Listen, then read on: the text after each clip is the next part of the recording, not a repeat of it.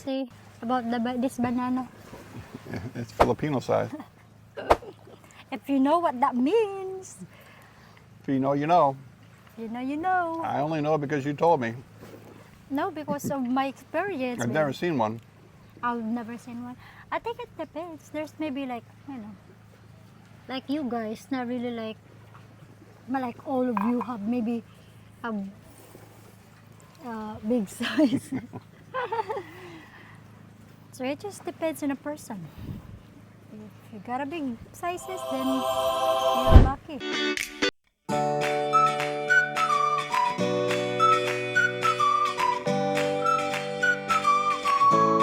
Welcome in to another episode of Corner of Filipina. So we have here the fish. This is from last night too, from dinner. I told her don't throw it away because I'm still gonna eat it because, you know, I don't want to waste food. But I don't think we're gonna eat them all. No? Because Darryl is not really like do you like the Filipino breakfast? I like casino, which is a kind of sausage. Mm-hmm. He really likes it. This, what did you say this? This is some kind of The beef? beef loaf. Beef loaf? Mm-hmm. I mean, it's okay. It's not great. We got churros. Chorizo, guys. Look, Chorizo. I'll show you. Filipinos love them. I don't care for Oh, them. it's They're a little that's too good. sweet. He don't like if you're too sweet. That's why I'm not too sweet to him, Yeah. because he will not like it. So it's actually good. I don't know why he don't like it. Not really sweet. It's just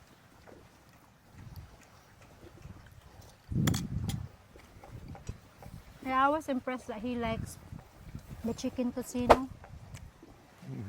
That's also sweet. That's a sweet chicken tocino. That's chicken. For some reason, I thought casino was pork. You can buy pork tocino, you Oh. can buy chicken tocino. Okay. It depends what meat do you like. So yeah, I was really impressed. Like after we get the dinner, and then today this morning I was like, oh, this is good. We feel like we're living as a princess in. Yeah. Yeah, like I started to say earlier, we'll show you around the island today. This is the kind of place that I really love, and I think she really loves, which is, it's not a tourist area. Come here in the off season, which is considered the rainy season. In fact, we were talking about that earlier. I think when people hear the rainy season, it scares people away, which can be a benefit for you because everything's a little cheaper during the rainy season, which is what, June to, what is the end of the rainy season? There's gonna be June, July, August. It's gonna be a rainy season, like all the way down to December. Yeah. But it's not rainy season, guys. Like I think we think, you hear, oh, rainy season in the jungle, in the tropics, it's going to be raining nonstop. It's just not like that. When we were here last year for 3 weeks, I think we had one day that we got kind of rained out. Yeah. Every other day was beautiful.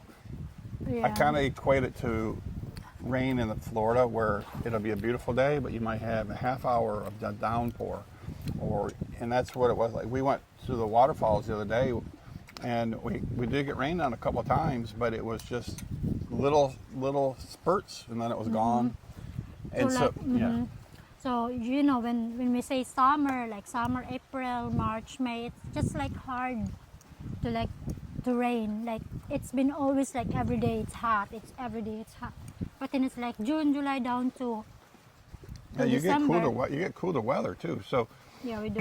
you get better pricing because it scares everyone away, and it's actually more pleasant weather. Yeah, but not like it's rain every day. It's like maybe like today it's nice, but tomorrow it will rain, and then the next day it's nice. So Well- it just depends. Well, right now it's beautiful, but 2 hours from now there might be heavy rain. But right now it's absolutely gorgeous. Yeah, There's some clouds on the horizon, but nothing dark. They're just white clouds. So it looks like it's going to be beautiful. Yesterday was beautiful all day. In fact, I was really glad because we rode that ferry, and it's not a very big boat, and the sea was really calm. I think that boat, on a rough sea it'd be rough. I'm sure there's got to be a lot of days they don't run those ferries back and forth if the sea gets too rough. I mean, it's funny because I already, that's what I've told you earlier, I made friends already. It's crazy. Well, she makes friends very easy. Well, Filipinos, you guys make friends easy. Uh-huh. Well, you make friends easy with other Filipinos, not with. It's a lot harder for you to make friends with Americans. American, I don't know, I just find it like hard to like connect with. She's made a few American friends back home, people she works with Yeah, primarily. I'm friends with my work, but not like, Yeah. you know, I have also Well, friends and I mean, you are friends with my friends. Yeah. You know, and that's a very good relationship. You really enjoy that. But as far as you going out, like making your own friends outside of your Filipino group, you have. But you know, you have in the Filipino group, that's a pro and a positive, or pro Yeah, and like- a positive and a negative.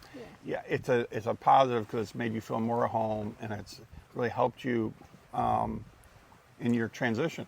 It probably has stopped you from connecting with other Americans because you kind of, you know, you're already spending your time with your Filipino friends. Yeah, I think so.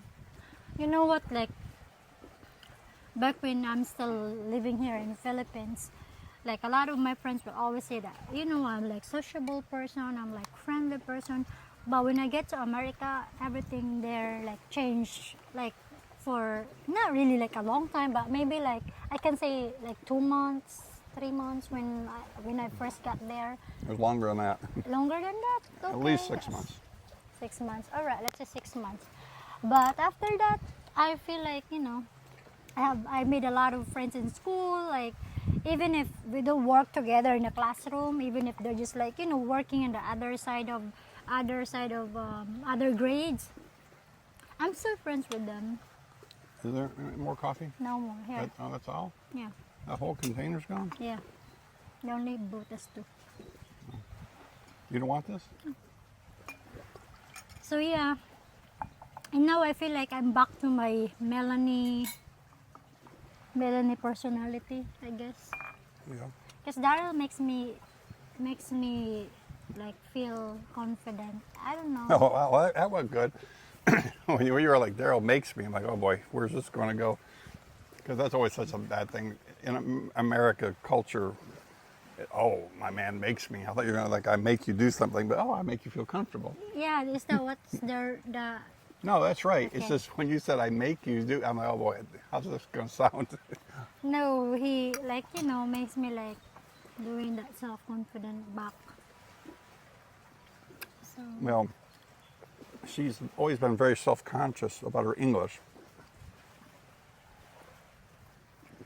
And I've really tried to encourage her that her English is very good. Sure, it's not perfect. Every thing is not exactly right, but she speaks better English than a lot of Americans. And her accent isn't real strong, so people can understand her. So, Yeah. But it's taken her a while. Filipinos in general are very, very shy about speaking English, and they can speak a lot better English than they think. But for whatever reason, it's in the culture. You know, one of the things that she's kind of taught me is that, like, if you're walking around a town in the Philippines and you're trying to interact with the locals, and like maybe you're interacting with some kids, like last night where we went and got some barbecue, there were a bunch of kids there, and there's one little boy I was trying to interact with, excuse me, sorry, and if they try to speak English, you'll hear some of the other kids start to laugh. laughing. Well, I always kept thinking that they're laughing at me, or there's something they're laughing at. And she says, no, it's No. they're laughing at their friend trying to speak English. That, and I've really noticed that, particularly with the kids, but even sometimes with adults. With adult, yeah. I noticed that my very first visit here, when we walked by through your village and we met your aunt, and that old guy was out there playing the guitar, Yeah, they were like and he was trying to speak English. hanging out and then drinking some tuba wine. Or Yeah, coconut yeah, wine. and he was trying to speak English, and that's an older His guy. He's buddies. probably in his 60s, and his buddies were sitting there, Like laughing at and him. they're just laughing, and I'm thinking, oh, well, I guess they're laughing at me, and she said, no, that's not what it is, but it is something about their culture. It's like they speak English, but they're they're not confident in it. And it probably does come from that, your peers always laughing at you every time you try to speak English. From the moment we arrived, we knew we were in for something special. We caught the ferry, which is really nothing more than a large wooden banca, over from Naval, the capital of Biliran. The ferry departs daily from the Naval port at 11:30 a.m., bound for Higatangan, with the return trip leaving the next morning at 7:30 a.m. The ride takes roughly 30 to 45 minutes depending on the waves and the weather. You'll likely be the only foreigner on board. Higatangan is very much a local island, untouched by mass tourism.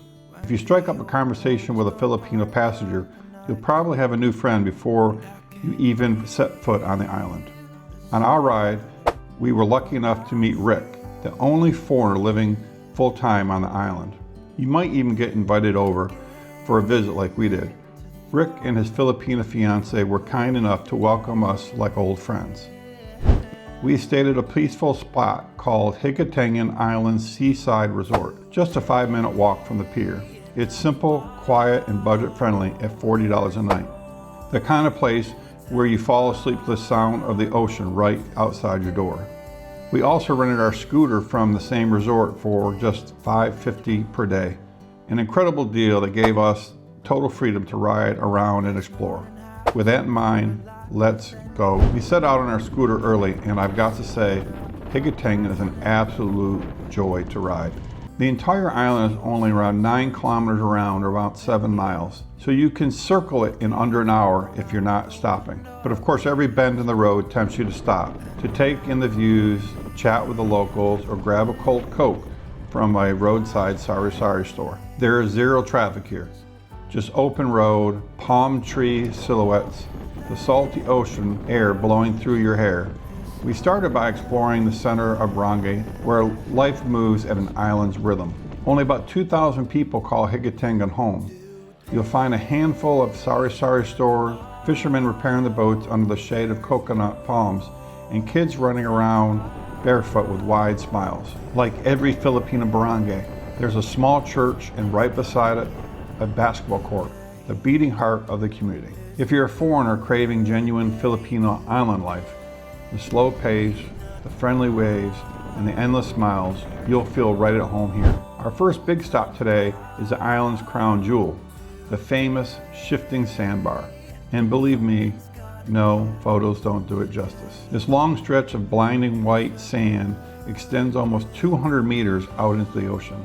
And as its name suggests, it's alive, constantly changing shape, depending on the tide, the wind, and the currents. Sometimes it's curved like a question mark. Sometimes it stretches straight as a spear. When we visited, it had formed into a graceful crescent shape that looked like it was hugging the sea. Locals say it changes monthly, which is why they call it the shifting sandbar. But honestly, I think they should also call it the disappearing sandbar, because when the tide comes in, it vanishes completely beneath the waves. At low tide though, it's absolutely stunning. The water on both sides is crystal clear, shallow and calm on one side, deep and rich blue on the other. It's the perfect place to walk barefoot along the sand, surrounded by nothing but ocean on all sides. And likely, you'll be the only one there. We walked all the way out to the tip of the sandbar, and it truly felt like standing in the middle of the sea.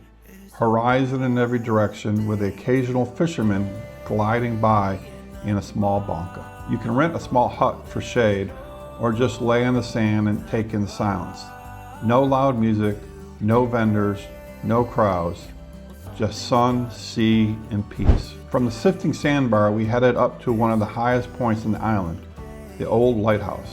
The little white lighthouse still serves local boats at night, but by day it's one of the best panoramic views on Higatangan. From up there, you get full 360-degree view, the sandbar stretching like a golden ribbon into the sea, coconut groves swaying below, and the blue horizon meeting the sky. Up here, the breeze is strong, the air smells of salt and adventure, and all you hear is the whispering of the wind. For any foreigner searching for authenticity, this view beats any luxury infinity pool in the world. Next, we rode north of the village to a lesser known but adrenaline-filled spot, the island's cliff jumping site. Imagine turquoise water crashing against weathered limestone cliffs, a little slice of El Nido or Coron, but without the crowds or the high prices. The spot is easy to reach, just a short walk from the main road to a small path lined with coconut trees. At the entrance, there's a friendly elderly Filipino woman sitting on a fallen coconut tree. She collects a tiny 25 pesos or about 40 cents entrance fee. The main jumping ledge stands about 15 feet high, perfect for beginners. But if you're feeling brave, locals will happily show you the higher ledge, about 30 feet up, where you can take a real leap of faith into the deep, clear water below. The ocean here is incredibly clear. You can see coral and fish shimmering beneath you even before you jump. This is the best place on the island to watch the sunset, so we grabbed a couple cold Red Horse beers as the sun dipped behind Mount Biliran in the distance. For foreigners who want to escape the busy tourist islands and connect with something real, this is the island for you. Bring your backpack, your curiosity, and sense of wonder, and just a little bit of cash. From the shifting sandbar to the lighthouse view to the cliff jumping site, Higatangan gave us everything we wanted and more. Thanks for joining us on this little journey. If you enjoyed it, please subscribe to the channel, give this video a like, and let's keep discovering more hidden corners of the Philippines together. Until next time, this is Darryl signing off, and I'll see you in the next one.